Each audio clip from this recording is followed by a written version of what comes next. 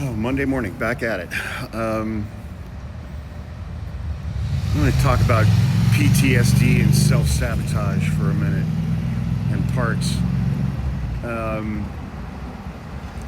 There are a lot of really good things going on in my life right now, and there are a lot of really good things that are going to happen over the coming months. And, kind of paradoxically, I think it's during those times when I have to be like more vigilant than usual. As far as, I talk a lot about hypervigilance externally, just a constant awareness and scanning of my exterior surroundings. And, there's also an internal vigilance that has to be maintained and attended to, I guess. And because paying attention to and being aware of what's going on emotionally, internally, it's like when you hit a point in your life when things are going really well, and the majority of the emotions that you're feeling on any given day are positive and happy. What's there to pay attention to? What's there to be aware of? And but with me, just in my own flavor of PTSD and past patterns and things like that, and just the parts of me that I have and that I'm aware of. When things are going well in my life consistently over time, my inner 15-year-old just wants to start lobbing hand grenades and watch everything burn to the ground just for fun.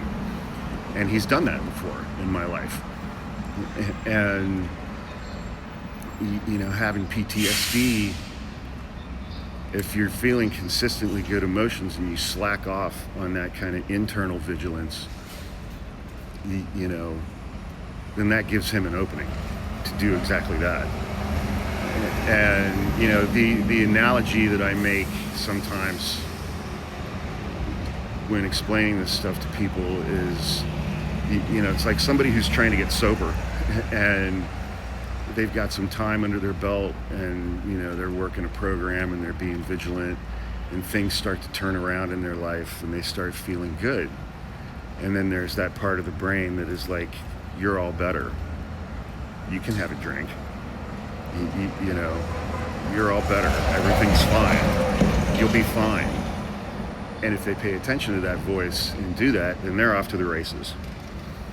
And it's similar, but it's different, because it can be a lack of attentiveness of what's going on internally that can kind of, you just start to slack off on paying attention to your emotions. You slack off on regulating your emotions, and then it's very sneaky and it can pop up at any time. And that inner 15-year-old is kind of feeling his oats and wants to jump in with some self-sabotage. And so it's just, I've said before, I don't think anybody, this is just my opinion, I don't think anybody gets cured from PTSD. I think it's like having diabetes. It's a chronic condition that you coexist with for the rest of your life. And it's better at times and it's more challenging at times. And, but maintaining that internal vigilance and paying attention to what's going on and internally, emotionally, and regulating things, even when everything's going good, is critical. It's just absolutely critical. And,